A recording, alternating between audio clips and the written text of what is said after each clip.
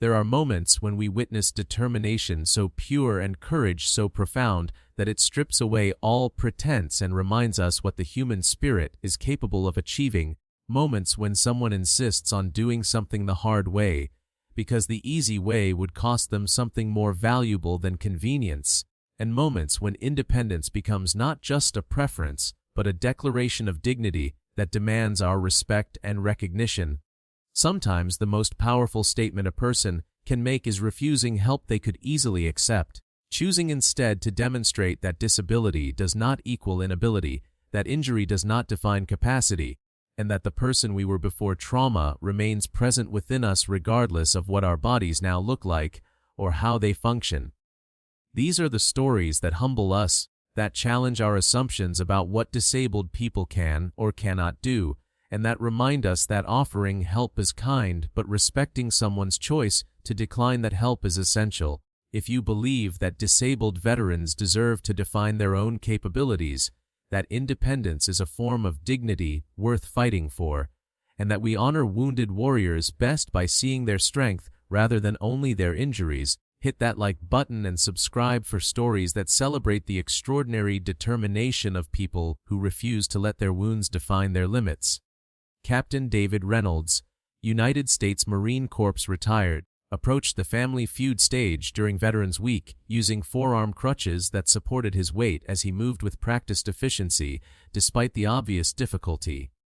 At 41 years old, David had the bearing of a career military officer, even though his physical presentation immediately communicated that he had paid a severe price for his service. His right leg was a prosthetic from just above the knee, visible beneath his khaki pants, and his left leg, while intact, clearly did not function normally based on the way he moved. David was accompanied by his wife Christina, their two teenage daughters ages 16 and 14, his brother Michael, who was also a Marine veteran though, one who had returned from service physically uninjured, and David's physical therapist Karen, who had worked with him for 3 years, and who David insisted on including, because she had been instrumental in helping him regain mobility and independence after his injuries. Steve Harvey greeted the Reynolds family with his characteristic warmth, immediately noticing David's mobility challenges and adjusting his approach to be respectful without being patronizing. "Captain Reynolds," Steve said, extending his hand for a firm handshake rather than offering physical assistance David had not requested. "Thank you for your service, sir. It is an honor to have you on our stage today." David shook Steve's hand with a grip that suggested considerable upper body strength developed through years of relying on his arms for mobility support. "Thank you, Mr. Harvey. It is an honor to be here with my family. This is a show we have watched together for years, and being able to compete together means more than I can express." Steve smiled warmly. "Well, we are glad to have you. Before we start the game, can you tell us a little about your service and about your injuries, if you are comfortable sharing that?" David nodded, his voice clear and steady. "I served 15 years in the Marine Corps as an infantry officer. I deployed to Iraq twice and Afghanistan 3 times. During my final deployment to Afghanistan in 2018, my convoy was hit by an IED, an improvised explosive device. The blast killed 2 Marines in the vehicle with me, injured several others, and I sustained catastrophic injuries to both of my legs. My right leg was amputated above the knee, and my left leg sustained severe damage including multiple fractures and extensive soft tissue injury. I also sustained a traumatic brain injury, hearing loss in my left ear, and PTSD that I continue to manage. I spent 2 years in multiple hospitals and rehabilitation facilities learning to walk again with prosthetics and mobility aids. I have been medically retired for 3 years now, and I am still working on recovery, which is a lifelong process rather than something with a defined endpoint." The studio audience listened with rapt attention, many people visibly emotional hearing David describe his injuries with such clinical precision. Steve's expression showed deep respect. "Captain Reynolds, the fact that you are standing here on this stage is a testament to your strength and determination. We are honored to have you compete today, and we will make whatever accommodations you need to participate comfortably." David's response was immediate and firm. "I appreciate that, Mr. Harvey, but I do not need accommodations. I will compete the same way every other contestant competes. I will stand at the podium when it is my turn. I will move to where I need to be without assistance, and I will play the game the way it is meant to be played. I did not come here to be treated differently because I am disabled. I came here to show my daughters and everyone watching that disabled veterans are still capable of doing normal things if people will let us." Steve looked slightly uncertain, clearly wanting to be respectful but also aware that David's mobility challenges were significant. "Captain, I understand you want to be treated normally, and I respect that, but if at any point you need to sit down or need assistance moving around the stage, that is completely fine and nobody will think less of you for it." David met Steve's eyes directly. "Mr. Harvey, with all due respect, people have been offering me assistance and telling me what I cannot do for the past 7 years since my injury. Well, meaning people who care about me, people who want to help, and I understand that assistance comes from a place of kindness. But here is what people do not always understand. When you are disabled, especially when you are a disabled veteran, everyone sees your injury before they see you. They see the prosthetic leg or the crutches or the wheelchair, and they immediately make assumptions about what you can and cannot do. They rush to help you without asking if you want help. They speak to your spouse or caregiver instead of speaking directly to you. They treat you like you are fragile or broken or less capable than you actually are." The studio had gone completely quiet, everyone absorbing David's words. David continued, his voice passionate but controlled. "I came here today specifically because I wanted to compete on this show the same way everyone else competes, without special treatment or modifications. Not because I am trying to prove something to anyone else, but because I am trying to prove something to myself and to my daughters. I am trying to show that my injuries do not define my capabilities. I am trying to demonstrate that disabled people, disabled veterans specifically, are still whole people who can do normal activities if we are given the opportunity and respect to do so on our own terms. So when I say I do not need accommodations, I mean that I need to be allowed to struggle, to move slowly, to do things the hard way, because that is how I maintain my independence and dignity. Offering help is kind, but respecting my choice to decline that help is essential." Steve Harvey stood there processing David's words, clearly moved by the passion and clarity with which David had articulated his position. "You are absolutely right, Captain Reynolds. I apologize if I was overstepping. You compete however you want to compete, and we will respect your choices." David smiled, his first genuine smile since the conversation began. "Thank you, Mr. Harvey. I appreciate that more than you know." The game began with the usual energy, both families demonstrating strong knowledge and good teamwork. David participated actively, and when his turns came, he moved to the podium using his forearm crutches with practiced efficiency that demonstrated years of physical therapy and determination. He was slower than the other contestants, and the effort of moving was visible in the way his body worked to maintain balance and momentum, but he completed each movement independently and with obvious pride. The Reynolds family advanced through several rounds successfully, with Christina showing excellent knowledge of family and relationship questions, the daughters contributing contemporary cultural knowledge, Michael providing solid answers across various categories, and Karen, the physical therapist, surprising everyone with her quick wit and broad general knowledge. David himself had been strategic and thoughtful in his responses, demonstrating the analytical thinking that had made him an effective military officer. The family reached the fourth round needing 53 points to win and advance to fast money, an achievable goal given their strong performance throughout the game. The question Steve posed was standard Family Feud fare designed to be accessible. We surveyed 100 people and asked them to name something people do every day that requires physical effort. Christina won the face-off with the answer, exercise, which appeared as the number 3 response worth 19 points. The Reynolds family chose to play, confident they could clear the board. The daughters took their turns first, with the 16-year-old suggesting climbing stairs, which was the number 5 answer at 13 points, and the 14-year-old offering carrying groceries, which was the number 4 answer at 15 points. Michael contributed lifting heavy objects, which was not on the board, giving the family their first strike. Karen suggested cleaning the house, which was the number 2 answer at 26 points.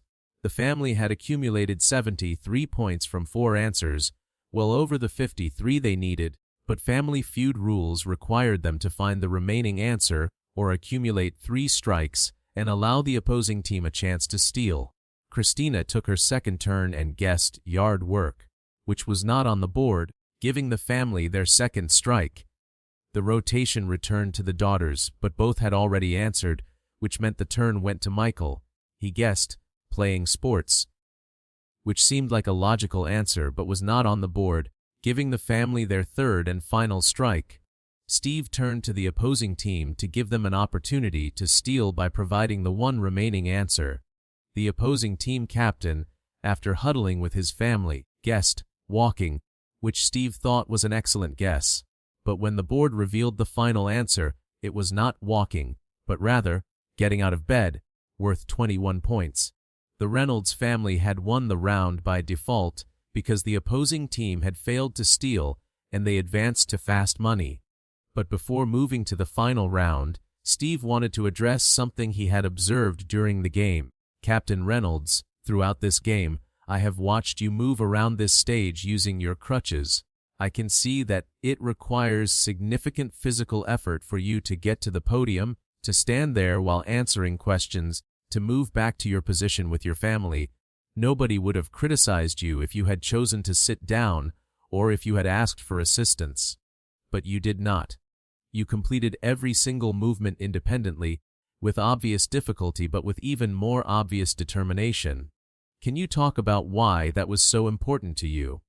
David, standing at his position in the family line with his crutches supporting his weight, took a moment to formulate his response. Mr. Harvey, you asked the question, name something people do every day that requires physical effort. And several good answers appeared on the board. Exercise, climbing stairs, carrying groceries, cleaning, all activities that require physical effort for everyone. But for me, and for millions of disabled people like me, literally everything requires physical effort in ways that able-bodied people do not even think about. Getting out of bed, which was the final answer on the board, takes me about 15 minutes every morning because I have to put on my prosthetic leg, attach it correctly, make sure it is adjusted properly, and then carefully transfer my weight to stand up without falling. For most people, getting out of bed takes 10 seconds and no conscious thought. For me, it is a complex physical task that requires effort, planning, and concentration. The same is true for walking to the bathroom, getting dressed, making breakfast, every single daily activity you take for granted. David's voice grew more passionate as he continued. So when I am on this stage, moving around with my crutches, yes, it requires significant physical effort. Yes, it would be easier to sit down or to accept assistance. But I do these things independently every single day in my regular life, and I wanted to do them independently here as well. Because the moment I start accepting help I do not actually need, the moment I start taking the easy path instead of the difficult one, I start losing the independence and capability I have fought so hard to regain. Every physical therapist will tell you that with disability, it is use it or lose it. If I stop challenging myself physically, if I start relying on help for things I can do myself, my capability diminishes. So I push myself constantly. I do things the hard way. I refuse assistance I could accept, not because I am stubborn, though I admit I am that too, but because maintaining my independence is more valuable to me than convenience or comfort. Steve nodded slowly, clearly deeply affected by David's explanation. The studio audience was completely silent, everyone absorbing the profound message David was communicating about disability, independence, and dignity. But there is another reason too, David continued. I have 2 teenage daughters who are watching how I handle my disability. They have seen me at my worst, in the hospital right after my injury, when I could not do anything for myself, when I was completely dependent on others for every basic need. They have seen years of painful physical therapy, of frustration when my body would not do what I wanted it to do, of depression and anger and grief for the physical capabilities I lost. And they have also seen me fight to regain independence, to relearn how to do basic tasks with my new physical reality, to adapt and overcome and refuse to give up. The message I want them to learn is not that disabled people are helpless and need constant assistance, but rather that disabled people are capable and strong and determined, and that we deserve to be seen for what we can do rather than only for what we cannot do. David shifted slightly on his crutches, redistributing his weight with practiced efficiency. So when I am on this stage, struggling to move around, taking longer than other contestants, working hard to do something that looks simple when other people do it, I am teaching my daughters and everyone watching that disability does not equal inability.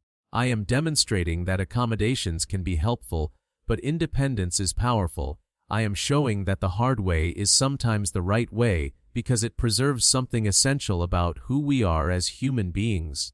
Every Marine learns the phrase, adapt and overcome. Well, that is what disabled veterans do every single day. We adapt to our new physical realities, and we overcome the challenges those realities present, not by accepting help for everything, but by learning to do things differently, by developing new capabilities, by refusing to let our injuries define the limits of what we can achieve. Steve Harvey stood listening to David's words with an expression of profound respect. Then something happened that would become the defining moment of the episode. Steve looked at David standing there on his crutches, at the effort visible in his stance, at the determination in his eyes, and Steve made a decision. Captain Reynolds, we have one more round to complete, fast money. You and your wife Christina will be competing together to try to win the $20,000. Typically, the two family members competing stand at the podium for their turns, but I want to offer you a choice about how we do this, and I want to make it clear that this is your choice entirely. You can stand at the podium like every other contestant, or we can bring a chair for you to sit in if that would be more comfortable. Both options are completely acceptable, and whichever you choose says nothing about your capability or strength. What would you prefer? David appreciated the way Steve had framed the question, making it genuinely about David's choice rather than about assumptions of what David needed. I will stand, Mr. Harvey, the same way I have stood for every other question in this game, the same way I stand when I am at home or at work or anywhere else in my life. I will stand because that is what I do, and I will do it independently without assistance. Christina went first in fast money and scored 168 points, an excellent total that meant David needed only 32 points to reach the 200 required to win. When David approached the podium for his turn, the studio audience watched as he made the journey from his position to the podium using his forearm crutches. The distance was perhaps 20 feet, and it took David approximately 30 seconds to traverse it, a movement that would have taken an able-bodied person 5 seconds without conscious thought. But David made the journey with dignity and determination, his focus entirely on maintaining balance and completing the movement independently. Steve watched David's progress, and something shifted in his understanding. He realized that what he was witnessing was not a disabled veteran struggling, but rather a capable person doing something challenging with skill developed through years of practice. When David reached the podium and positioned himself securely, he looked at Steve and said, "I am ready, Mr. Harvey." Steve nodded with visible respect. "All right, Captain Reynolds, you need 32 points. 5 questions, 20 seconds on the clock, here we go." Steve proceeded through the fast money questions, and David answered each one quickly and thoughtfully, his responses showing no indication that standing at the podium on crutches required significant physical effort, even though it clearly did. When his answers were revealed, David had scored 73 additional points for a combined family total of 241. The Reynolds family had won the $20,000 decisively. Confetti fell, the family celebrated. But the truly extraordinary moment was yet to come. After the initial celebration, David needed to return to his family's position on the stage, another 20-foot journey using his crutches. Steve started to move toward David as if to offer assistance or at least walk alongside him, but he stopped himself, remembering David's clear statement about wanting to maintain independence. Instead, Steve stood back and watched as David began the return journey. The studio audience watched as well, and spontaneously, without any prompting or cue, one person stood up. then another, then several more. Within seconds, the entire studio audience was on their feet, not applauding yet, just standing in silent respect as David made his way across the stage using his crutches, moving with visible effort, but also with unmistakable pride and capability. David completed the journey and reached his family, and only then did the audience begin to applaud, a standing ovation that grew in intensity and emotion. But this was not applause for overcoming disability or for inspiring able-bodied people with his struggle. This was recognition and respect for someone who had insisted on being treated as capable, who had demonstrated that capability through action, and who had shown everyone watching that independence and dignity are worth fighting for even when accepting help would be easier. David stood with his family, visibly moved by the response, and Steve Harvey approached them with tears in his eyes. "Captain Reynolds," Steve said, his voice thick with emotion, "I need to tell you something. When you walked onto this stage today, I saw your injuries first. I saw the prosthetic leg and the crutches, and I immediately made assumptions about what you would need from me.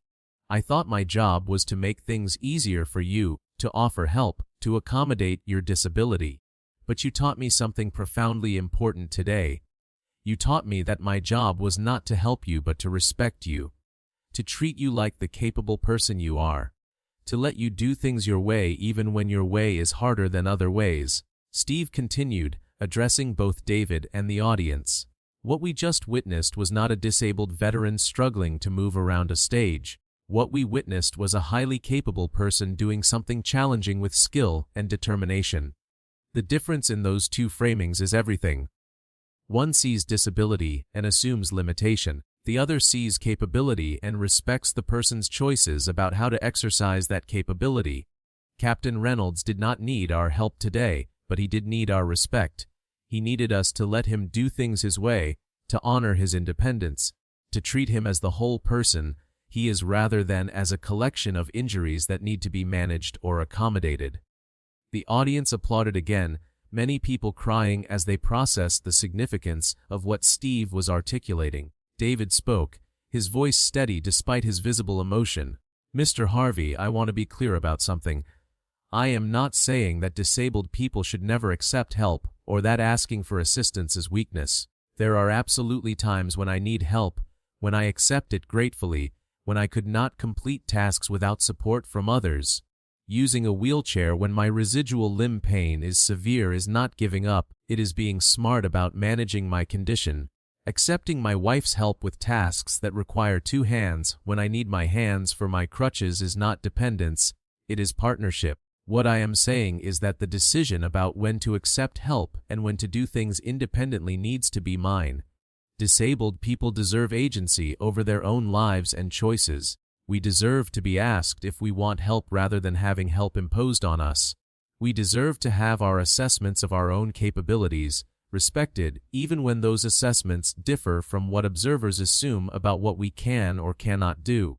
David's message was clear and powerful, and it resonated deeply with everyone in the studio. But before the taping concluded, Steve wanted to do something more. "Captain Reynolds, your family has won $20,000 today, and you earned that money fair and square through good teamwork and strong game play. But I want to do something additional in recognition of what you taught all of us today. My foundation is going to make a significant donation to disabled American veterans, to help fund programs that support disabled veterans maintaining independence through adaptive equipment, home modifications, and continued physical therapy. Because what you demonstrated today is that disabled veterans remain capable people who deserve resources and respect to live independent lives on their own terms." The audience applauded enthusiastically, and David nodded his gratitude, but Steve still was not finished. "I also want to use this platform to say something directly to disabled veterans watching this episode. You are not broken. You are not less capable. You are not defined by your injuries or your disabilities. Yes, you face challenges that able-bodied people do not face. Yes, you have to work harder for things that other people take for granted. But that does not make you less than anyone else. It makes you different, and different can be powerful." Captain Reynolds showed us today that disability requires adaptation, but does not require surrender. You can do normal things, you can participate in regular activities, you can live full lives if society will respect your capabilities and your choices about how to exercise those capabilities.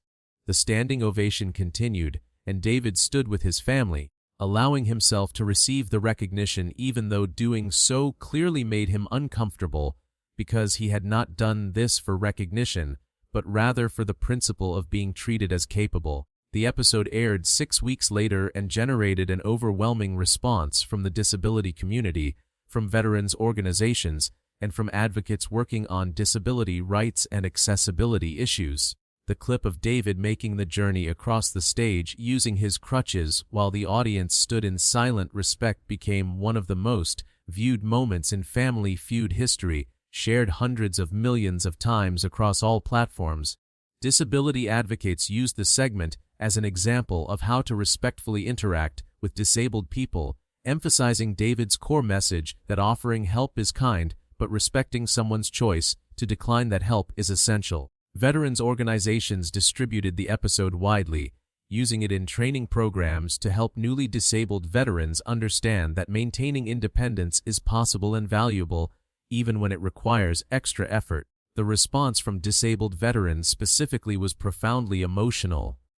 Thousands reached out to share their own experiences of meaning people imposing assistance they had not requested, of being treated as fragile or incapable, because of visible disabilities, of struggling to maintain independence in a world that often assumed they needed constant help. Many expressed that David's clear articulation of why independence mattered, why doing things the hard way was sometimes the right way, and why respect for disabled people's agency was essential had given voice to feelings they had struggled to communicate to families and communities that wanted to help but did not always understand how to help appropriately. The conversation expanded to include broader discussions about disability rights, about the social model of disability that emphasizes how societal attitudes and physical barriers disable people rather than the impairments themselves being the primary source of limitation, and about the importance of consulting with disabled people about their actual needs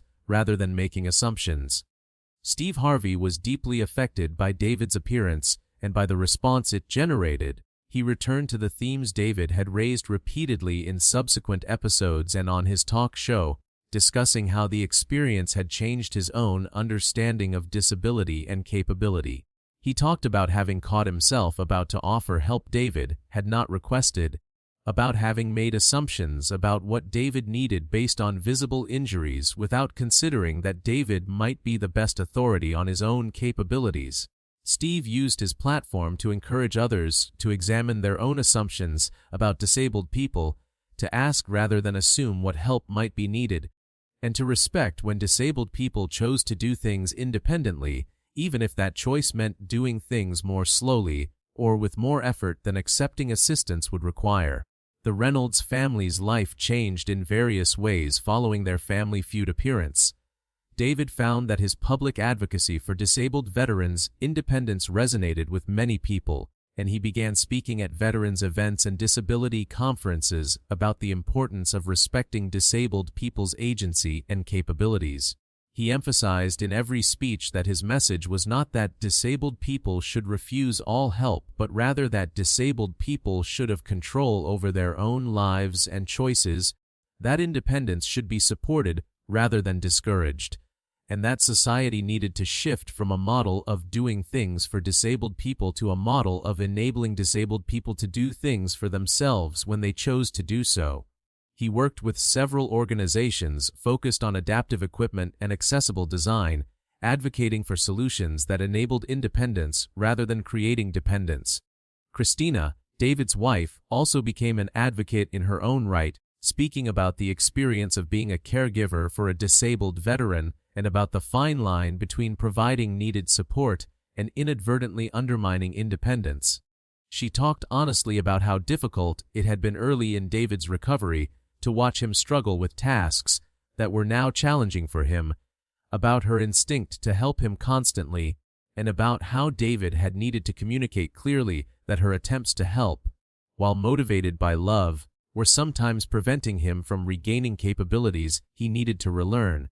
She emphasized that learning to support disabled loved ones appropriately meant learning to ask what help was wanted rather than imposing help based on assumptions, and that sometimes the most loving thing a caregiver could do was step back and allow the disabled person to struggle, because that struggle was how they maintained and developed capability.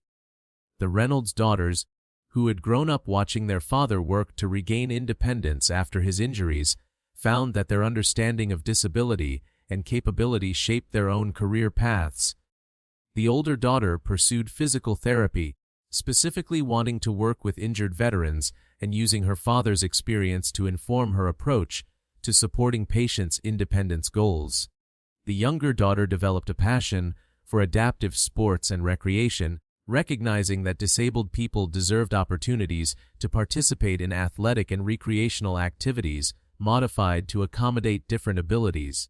Both daughters frequently spoke about how watching their father insist on doing things independently, even when it was hard, had taught them about the importance of perseverance and self-determination.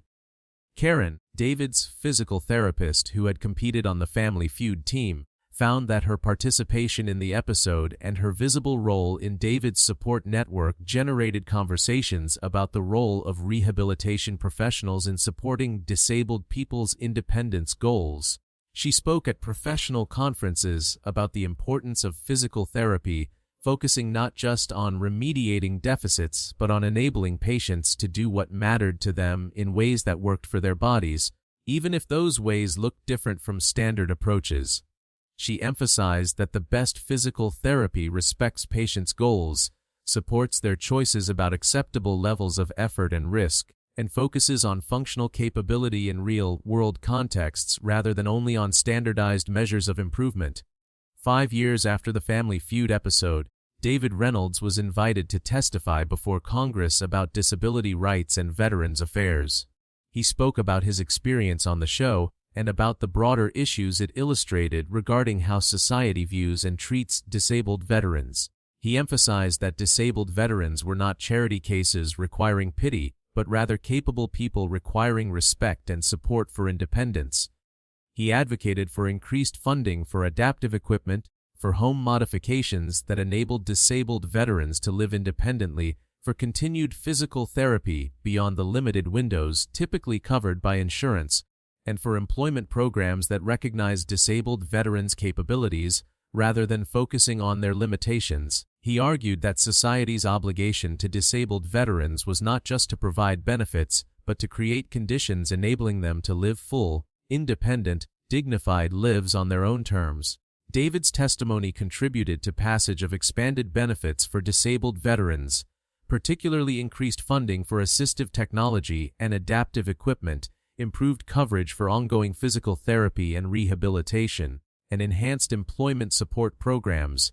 The legislation included provisions specifically emphasizing support for independence, rather than just management of disability, reflecting the core message David had articulated on Family Feud and in his subsequent advocacy. While David acknowledged that legislation alone could not change societal attitudes toward disabled people, he believed it represented meaningful progress toward recognizing disabled veterans as capable people deserving of resources and respect, rather than as tragic figures requiring care and pity. 10 years after that Family Feud episode, the Reynolds family returned for a special anniversary segment. David walked onto the stage using one forearm crutch instead of two, a transition he had made several years earlier. As his balance and strength improved, he moved with even greater efficiency than he had a decade earlier, demonstrating continued progress in adaptation and capability. Steve Harvey greeted the family warmly and asked David to reflect on that original appearance and its impact. David spoke about how the decision to compete without accommodations, to insist on doing things independently despite the extra effort required, had been a defining moment not just for him but for countless disabled veterans who had seen that episode and recognized their own struggles and aspirations in his experience. "What mattered most to me that day was not winning the game, or even the money, though we appreciated both," David said. "What mattered was being treated as capable, being allowed to struggle, being respected for my choices about how to navigate my disability. That might seem like a small thing to Abel, bodied people who take those things for granted, but for disabled people, especially disabled veterans who are often assumed to be helpless or broken, being treated as capable is profound. It validates that we remain whole people despite our injuries. It recognizes that our disabilities are part of us, but do not define the totality of who we are. And it opens space for us to live full lives on our own terms rather than being relegated to diminished lives defined by others' assumptions about our limitations. The anniversary segment concluded with an update on the various initiatives David's appearance had inspired. The Disabled American Veterans Organization had received over $5 million in donations following the original episode, enabling expansion of independence support programs across the country. Hundreds of disabled veterans had contacted the Reynolds family to share how David's example had influenced their own recovery and rehabilitation, how seeing him insist on independence had given them permission to push themselves and to decline assistance they did not actually need. The segment featured several of these veterans speaking about their own journeys, creating a powerful tribute to the ripple effects of one person's determination to be seen and treated as capable. The final image of the episode showed David standing with his family, still using his forearm crutch but standing tall and confident, surrounded by people who loved and respected him. Steve Harvey stood with them and delivered a final message to viewers. What Captain Reynolds taught us 10 years ago remains as important today as it was then. Disabled people are not broken. They are not less capable. They are not defined by what they cannot do. They are complete human beings who have adapted to different physical realities and who deserve respect for how they navigate those realities. When you encounter disabled people, do not make assumptions about what they need. Ask them. And when they tell you they do not need help, respect that choice. Because sometimes the greatest help you can offer is stepping back and letting someone do things their own way, even when their way looks hard to you. That is not neglect, that is respect. That is dignity. That is treating disabled people as the capable individuals they are. If David Reynolds' story moved you, if his insistence on maintaining independence despite significant physical challenges challenged your assumptions about disability and capability, if you believe that disabled veterans deserve respect and resources to live full, independent lives on their own terms, please hit that like button and subscribe to this channel. Share this story widely because disabled people of all kinds, not just veterans, face constant battles to have their capabilities recognized and their choices about assistance respected. Leave a comment sharing how you have supported disabled people's independence or how you have learned to ask rather than assume what help might be needed. Let us create a community that sees capability rather than only disability, that respects people's choices about how they navigate their physical realities, that understands that offering help is kind but imposing unwanted help is disrespectful. David showed us that disability requires adaptation but does not require surrender, that doing things the hard way is sometimes the right way because it preserves independence and dignity, and that the greatest respect we can show disabled people is treating them as the capable individuals they are. The studio stood up that day not in pity, but in recognition of capability demonstrated with determination, not to celebrate overcoming disability as inspiration for able-bodied people but to honor someone who had fought for and maintained independence despite significant challenges. Subscribe and share to support disabled veterans' independence, to advocate for resources enabling disabled people to live on their own terms, and to commit to seeing capability and respecting choices rather than making assumptions based on visible disabilities. Because somewhere there is another David, another disabled veteran or disabled person working hard to maintain independence, choosing to do things the hard way because the easy way would cost them something more valuable than convenience, and they deserve communities that respect their capabilities and support their choices. Thank you for being part of a community that honors independence, respects capability, and understands that disability does not equal inability but rather requires adaptation that disabled people are more than capable of achieving when given respect and appropriate resources.